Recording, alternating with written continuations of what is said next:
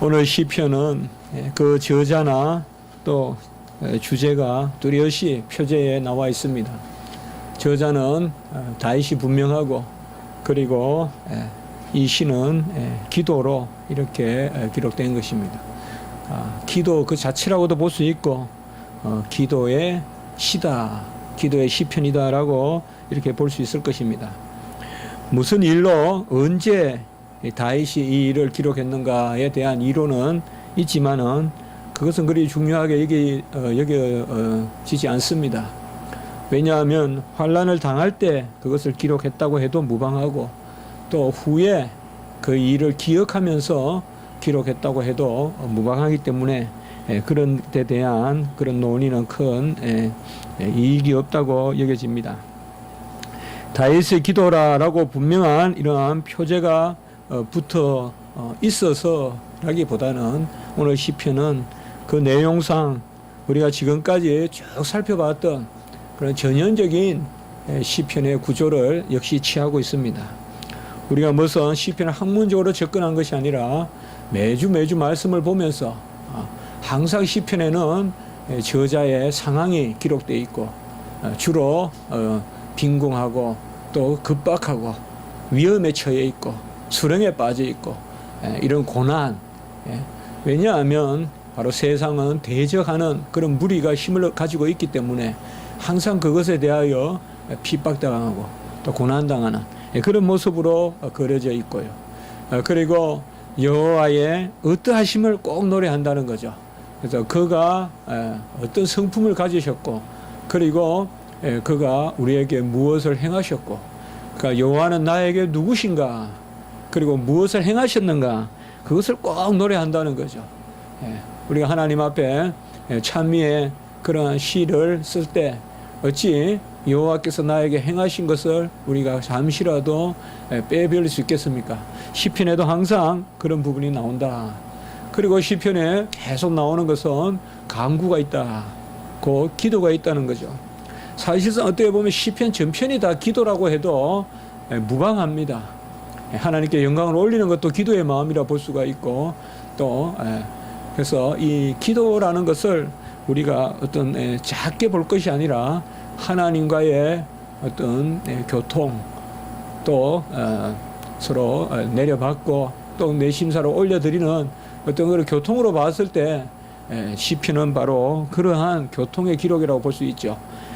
그리고 꼭 시편에는 전형적으로 특별히 우리가 이것에 주목하게 되었는데요, 이미 이루어진 줄 알고 감사하는 그러한 부분이 꼭 있었다는 것이죠. 오늘 시편을 통하여서 우리는 이러한 모습들을 전형적으로 볼 수가 있습니다. 오늘 시편은 똑부러지게 무슨 부분으로 이렇게 나누기가 어디면 아깝습니다. 계속 어떤 셀라나 이런 것들이 안에 들어있지 않고 또 계속 섞여 있어요. 계속 하나님은 나에게 어떠한 분이고 또 나는 어떻고, 그래서 오늘 말씀은 조금 이러한 모습으로 우리가 말씀을 한번 잠시 상고해 보고자 하는 것입니다. 먼저 시인은 자신의 형편에 대해서 그렇게 말하고 있습니다. 우리가 누군가에게 내 형편을 말한다는 것은 상당히 친밀함을 의미하고 또 의뢰하는 것이고, 그 자체가 이미 치유라고 볼 수가 있죠. 그래서 제가 언젠가 누군가에게 그렇게 한번 건면을 해본 적이 있어요. 그러니까 본인은 사람들을 보면 대인관계에 항상 어려움을 겪고 있고 너무나 착해 보이는 분이 그렇게 계속 이야기를 하고, 그래서 제가 하나님 앞에 대화를 해봐라, 하나님과 대화를 해봐라, 하나님 앞에 내 자신을 내어놓고, 시편도 시편 기자도 지금 먼저 나는 어떠한 모습인가, 상태인가. 사실 어떻게 보면 우리는 나는 어떻다는 것을 넋두리로 처리해버리고 하나님 앞에는 그 다음 것만 가지고 가려고 하는 그런 경향이 있는데, 사실 아까도 말씀드렸지만 시편에는 보면 이 내 모습을 구구절절히 하나님 앞에 내놓는, 상당히 어떻게 보면 우리가 세상에서 그렇게 하면 마치 그냥 어린아이 같다 그럴까요? 시시콜콜하게 그렇게 다 고해서 이야기하냐 상황을 그냥 크게 몇 마디 하면 되지. 그러나 시편 기자는 그렇지 않아요. 내가 어떻다 아주 아이들이 보면 꼭 집에 들어오면 종일 있었던 일을 이야기하잖아요. 엄마한테 뭐 했다. 그게 여러 의미가 있잖아요. 오늘도 보면 그렇습니다. 1절에 보면 나는 가난하고 궁핍하다 이렇게 이야기하고 있습니다. 아마 가난을 겪어본 사람은 가난이란 단어만 들어도 눈물이 돌 것이고, 또 어떤 사람은 궁핍이란 말, 나는 가난하고 궁핍하다, 궁핍이란 말만 들어도 벌써 어떤 그 쓰라림이나 비참함이 와닿을 것입니다. 가난하고 궁핍하다. 아무리 부자도 거지가 안 될 것 같아도 또 거지 될 수가 있어요. 금방 사람은 부유해질 수도 있지만 금방 거린이 될 수고 홈리스가 될 수도 있어요. 길에 홈리스들이 한 10년, 20년 걸려서 됐다 생각하지 마세요. 멀쩡한 사람도 불과 2주 만에 길에 나갈 수 있어요.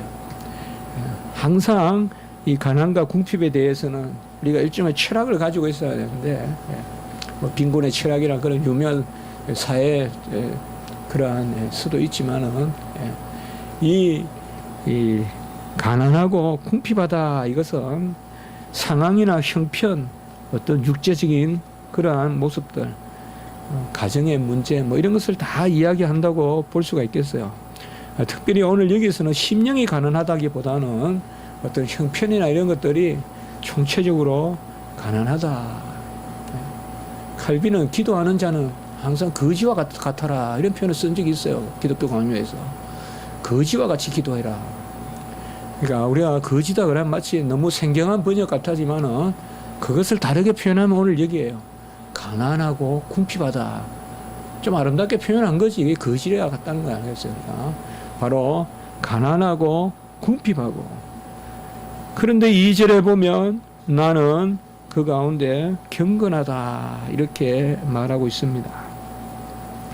내 형편 상황, 어떤 육체적 연약함, 어떤 가사의 문제, 또 대외적인 어떤 직업의 문제, 이런 문제들이 많이 있고 그 가운데서 나는 가난하고 궁핍함을 느끼나, 그러나 주여 2절에 나는 경건합니다. 하시드란 말을 여기에 쓰고 있습니다. 많이 나오는 단어입니다. 거룩하다는 뜻도 되고 경건하다. 특별히 여기에 하시드란 개념은 하나님께 맡기고 하나님 편에 불평하지 않고 감사하며 사는 사람, 이것이 바로 경건이라는 뜻입니다. 여러분, 산의 물이 무슨 재주로 바다까지 가겠습니까? 산의 물이 무슨 재주로 바다까지 가겠어요? 우리가 수원지란 말이 있죠. 높은 산에 가면 이 산이 저리 가면 만경강이 되고 저리 가면 동진강이 되고 저리 가면 섬진강이 되고 그러한 수원지가 있잖아요. 수원지를 보면 항상 물이 옹달샘 같아요. 근데 그게 물줄기의 시작이에요. 그걸로 계속 물을 모아서 가는 거예요. 경건은 바로 그런 뜻입니다.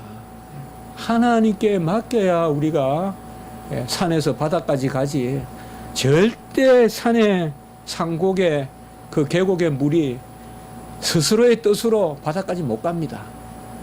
우리 인생도 마찬가지입니다. 여기에 쓰는 단어는 하시드란 단어는 저는 특별히 그렇게 한번 생각해 봅니다. 우리 인생도 마찬가지입니다. 부초 같다 하기도 하고 하지만 어찌 내가 이 자리까지 와 있느냐 참 생각해 보면 꼭 물만의 이야기겠습니까? 저도 간혹 보면 어찌 제가 이곳까지 와 있는가 싶을 생각이 많이 듭니다. 삶을 생각하면 짧은데 우여곡절을 생각하면 꽤 그래도 길게 온 것 같기도 한 그런 삶이잖아요. 바로 시편 기자는 지금 두 가지를 이야기하고 있어요. 형편에 대해서. 가난하고 궁핍하나 맡기고 산다. 경건하다. 여기 하시드란 말은 맡긴다. 우리 나나주에 보면 주께서 은혜를 주신 자니 이렇게 되어 있죠. 이게 다 같은 말이에요. 아까 제가 말씀드린 같이 바로 경건하다, 그냥 주께 맡기고 산다. 한마디로 그냥 하나님이 그냥 가라는 대로 흘러가는 거예요. 구름에 달 가듯이 그냥 가는 거예요. 그게 바로 하시더란 거예요. 그래서 이러한 형편 가운데 있습니다. 특별히 7절에 보면 한날 날이다 이 말이 아주 강하게 나타나죠. 한날 날에 주께 부르짖는다. 그리고 13절에 보면 또 신약에서도 많이 인용되는 구절이죠. 아주 중요한 구절이에요. 내 영혼을 깊은 소홀에서 건지셨습니다. 여기 소홀이란 말은 지옥이다 이렇게 번역하는 경우도 있지만 그렇게 번역하지 말고 이것은 아주 험한 그러한 수렁, 동굴 그런 걸 뜻하는 것으로 암혈, 바다의 깊은 어떤 그런 그 바위의 깊은 동굴, 어떤 그러면 깊은 바닥 그런 것을 이야기한다고 볼 수가 있습니다. 그래서 시편 기자는 군데군데 자기의 처한 그런 형편을 먼저 말하고 있습니다. 정리해 보면 가난하고 궁핍하고 환난의 날에 있고 깊은 소홀에 빠져 있어도 나는 주님 앞에 경건하다. 나는 주님 앞에 경건합니다. 이렇게 내어놓아요. 제가 저번에 한번 그렇게 말한 적이 있죠. 시편이기 때문에 가능한 일종의 아들이 아버지 앞에 내세우는 어떤 그런 내세움. 이게 절대 교만이라 볼 수 없어요. 뭐 인간이 하나님 앞에 경건하다 할 수 있냐. 그렇게 읽으면 이것은 맛이 없어요. 로마서에 바울 같으면 나는 경건하오니 이렇게 말 안 해요. 시편이니까 말하는 거예요. 이미 경건조차도 하나님이 하신다 생각하고 우리가 산에 가서 주여 이 종이 아들 아닙니까? 이 종 주의 선한 자녀 아닙니까? 내가 뭐가 선해요? 그건 기도니까 말이죠. 이미 그 너머까지 그냥 맡기고 그래서 시편에 우리가 간혹은 보면 뭔가 좀 교만해 보이는 것 같지만은 절대 그건 교만이 아니에요. 시편이니까 쏘고 털어놓으면서 이야기하는 거예요. 그게 바로 오늘 여기에 경건하다. 이러한 가운데 시인은 바로 모든 것을 하나님께 맡기고 있습니다. 그 기도하고 있습니다. 오늘은 제가 이제 나머지 시간 동안 오늘 시편을 통하여서 우리가 기도의 몇 가지 요소들을 한번 체크해 볼 수 있겠다. 그래서 편하게 오늘 말씀을 한번 우리가 쭉 한번 쫓아가 보면 좋겠다. 우리 칼빈의 기독교 강요에도 보면 기도의 뭐 4가지 요소라거나 목적이라거나 그런 거 있지 않습니까? 그런 거 1, 2, 3, 4 우리가 이렇게 신학적으로 정리할 수도 있겠지만 오늘 말씀을 통하여서 기도가 뭔지 우리가 한번 생각해 볼 수 있을 것 같아요. 첫째로 3절에 보면 내가 종일 주께 부르짖나이다. 내가 종일 주께 부르짖나이다. 바로 기도의 요소는 매사에 종일이란 말은 매사에 부르짖는다 이 말입니다. 첫 번째는 매사에 부르짖으라. 쉬지 말고 기도하라 그랬잖아요. 그러니까 기도는 쉬지 말고 하는 것이다.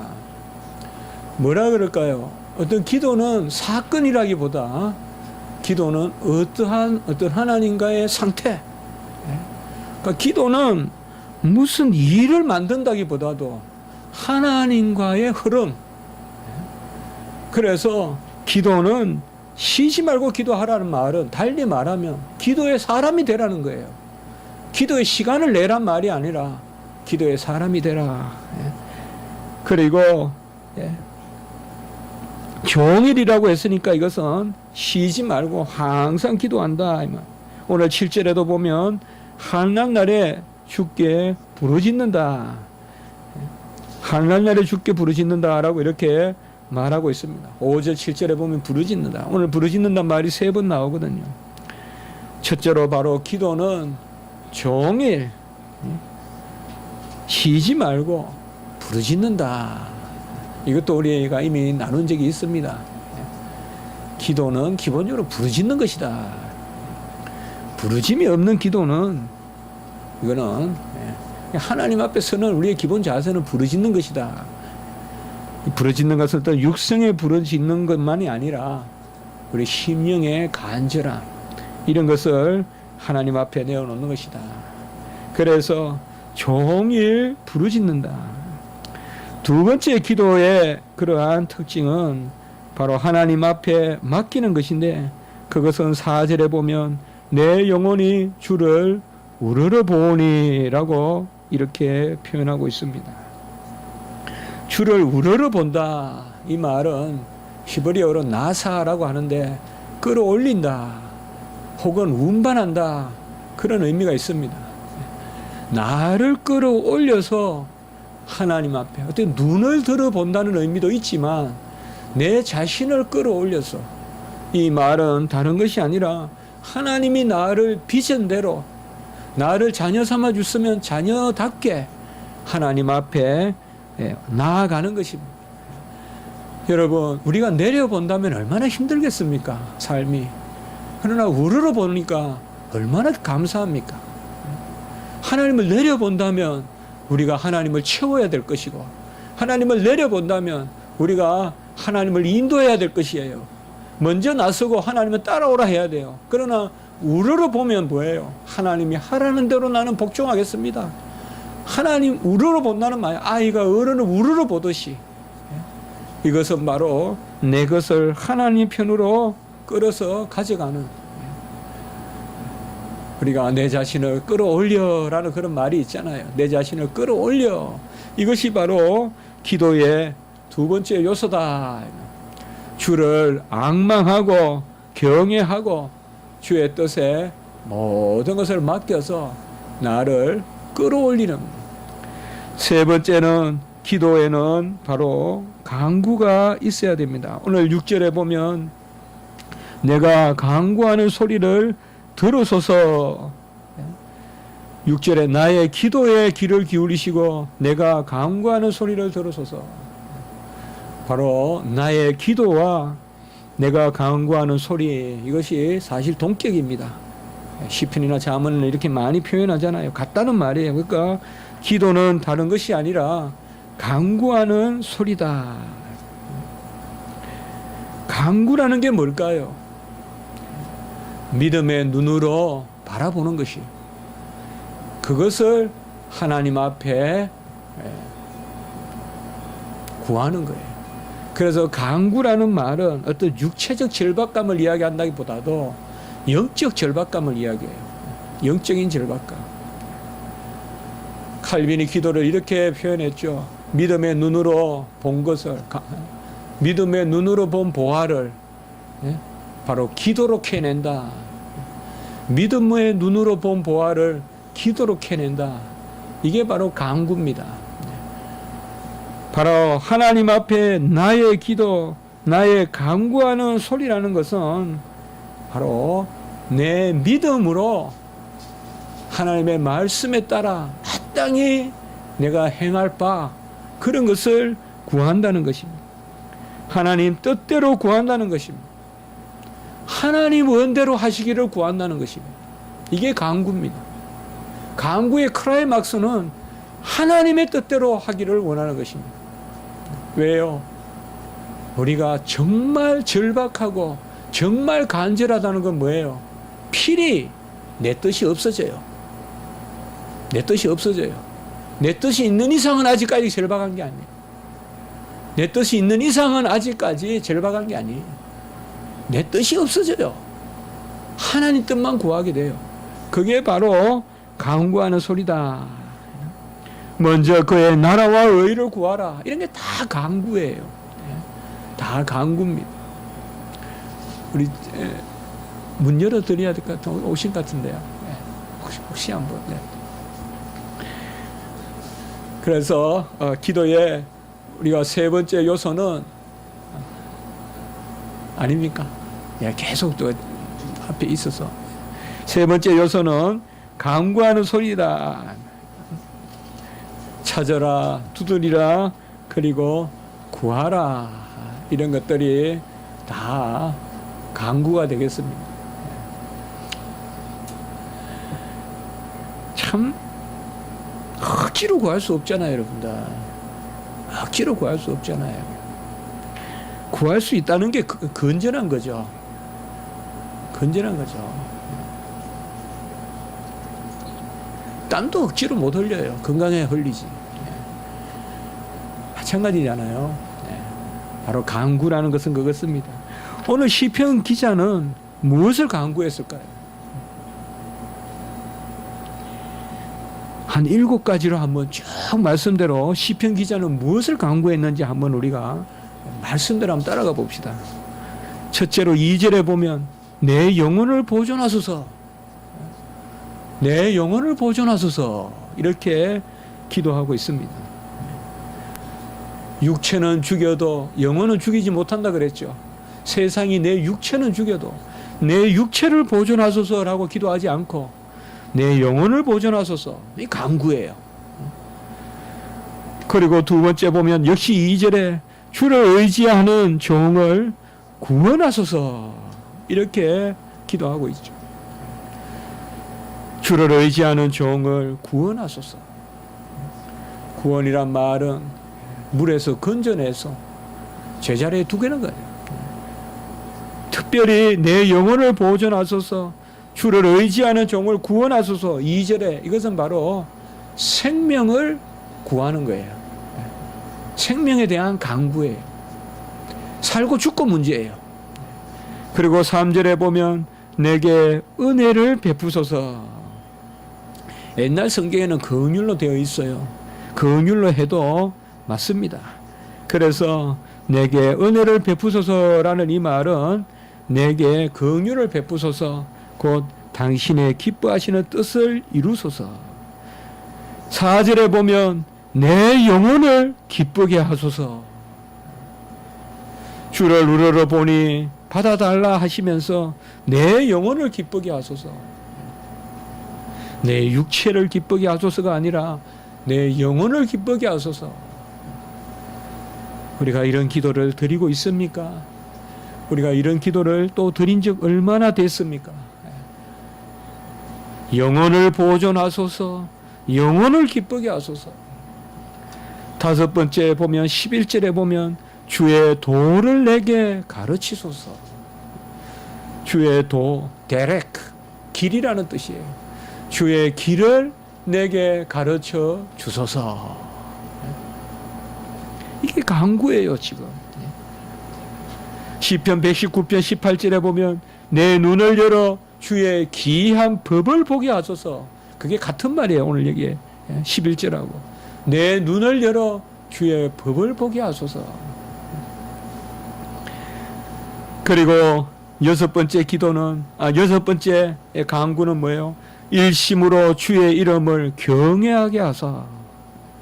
제가 오늘 말씀을 준비하면서 사실 마음이 좀 부끄러웠어요. 제가 어젯밤에 기도한 거 하나도 없어요, 여기에.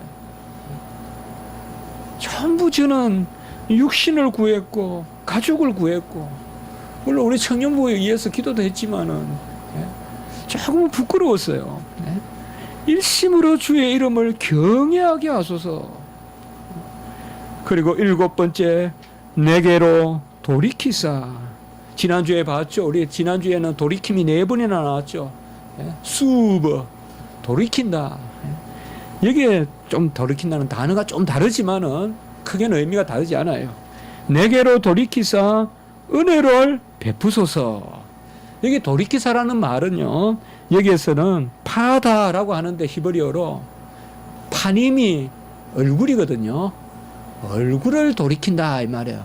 그러니까 주의 얼굴을 나에게 향하여 주사. 우리 민수기에 축복할 때 나오잖아요. 6장에 주의 얼굴을 향하여 은혜를 베푸소서.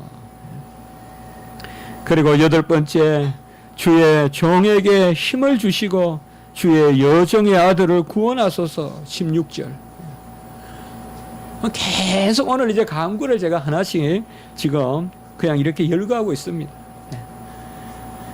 힘을 주시라라는 말은 여호와의 뜻대로 자라게 해달라는 뜻이에요. 힘이라는 말은 우리가 힘이다 이라면 어떤 외부적인 수단, 그게 아니에요. 성경에서 많은 경우에 힘은 뭐냐? 모든 피조물이 열매 맺는 힘이에요. 자라가는 거예요. 요새 야외 나가보면 논에 벼가 자라고 가수에 사과가 자라는 그게 힘이에요. 성도가 자라는 것. 그래서 힘을 주시고 여종의 아들을 구원하소서. 성경에는 이런 약속된 용어들이 좀 있거든요. 그래서 우리가 힘이라면 우리는 그냥 아이고 막 이두박근 삼두박근부터 생각하는데 그게 아니라 내가 여호와의 자녀로서 온전하게 자라는 힘, 생기, 이런 힘이에요. 힘을 주시고 마지막 9번째, 은총의 표적을 내게 보이소서. 오늘 17절 마지막이죠. 은총의 표적을 내게 보이소서. 얼마나 멋있는 기도입니까? 내가 주님의 은총을 받고 있다는 표가 나게 해달라는 거죠. 은총의 표적을 보이소서. 표적이란 것이 뭡니까? 바로 하나님의 살아계심과 어떠하심을 드러내는 기적. 이게 표적이거든요. 나를 드러내는 게 아니라 하나님의 어떠하심을 드러내는 거, 그게 표적이에요. 표적이 나쁜 것 아니에요. 표적을 숨기는 게 나쁘죠. 좋은 의미로 내가 여호와의 어떠하심을 드러내는 그러한 도구가 되게 해 주십시오. 그러면 17절 중반부에 보면 그들이 나를 미워하는 그들이 보고 부끄러워하리니 이렇게 이야기하고 있잖아요.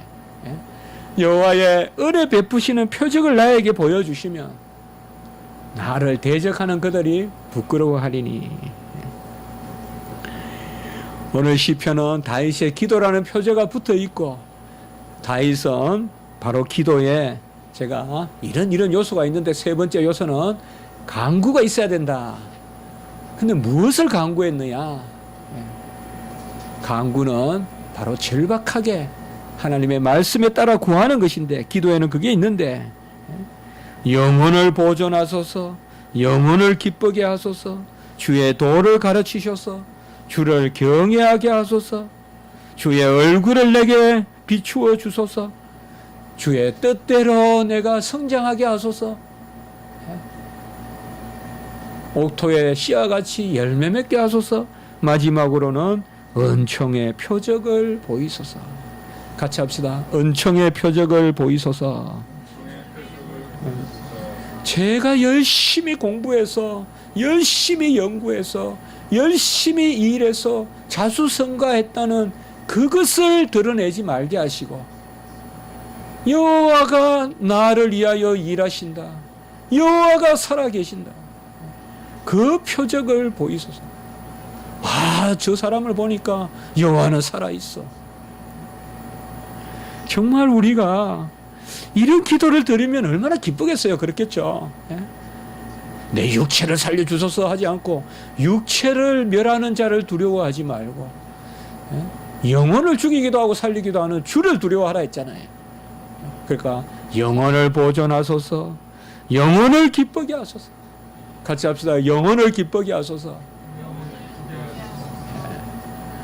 우리가 간혹 참 힘들고 어려운 일이 있더라도 조금 기쁨의 요소를 찾으세요. 취미생활도 좀 하면 좋겠죠. 저는 간혹 그럴 때가 좀 있어요. 저는 취미생활 별로 없습니다만은 어떨 때는 이렇게 참 음악을 좋아해요. 조금. 그래서 음악을 들으면 참 정말 기뻐요. 마음에 감동이 많고 정말 막 그래서 우리가 하나님 앞에 기쁨을 누려야 되지만은 기쁨의 요소를 찾아야 되는데 너무 우리가 오리엔테이션이 이 육체의 기쁨으로 되어 있거든요. 내 영혼을 기쁘게 하소서. 그러니까 내 영혼의 기쁨, 일심으로 주를 경외하게 하소서. 이러한 우리가 기도 제목을 보면 여러분 교만하지 않죠. 우리가 간혹은 보면 기도 제목 자체가 벌써 교만하게 보일 때가 많죠. 우리가 기도 제목 내라 그러면 청년 때 또 기도 제목 내라 그러면 기도 제목 자체가 스케일을 뜻하죠. 야, 이런 걸 기도 제목으로 냈어? 대통령 되게 해달라 그래. 막 이 기도 제목 자체가 교만이죠. 오늘 여기 보세요. 내 영혼 살려주세요. 내 영혼 기쁘게 해주세요. 주의 도 가르쳐 주세요.